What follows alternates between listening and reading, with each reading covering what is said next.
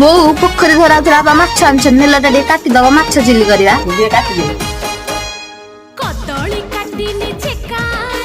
ଛଡେଇ ଦେବି ତ ଛଇ ଛଟକା ନାଗରରେ ଆରେ ଝିଅ ମୁଁ ଧାନୁଆ ଲଙ୍କା ତୋର ମୁହଁ ହେଇଯିବ ବଙ୍କା ନାଗରରେ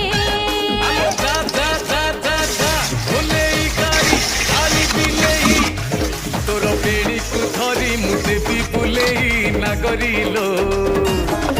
ଆଉ ମନା ବେଶୀ ବୁଲେଇ ନାଗରିଲୋ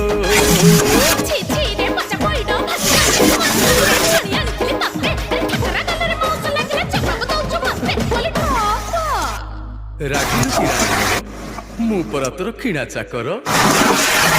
ରମଣୀ ରତନ ପତୁରି ପାନଲୋ କଥା ତୋର ବିଣା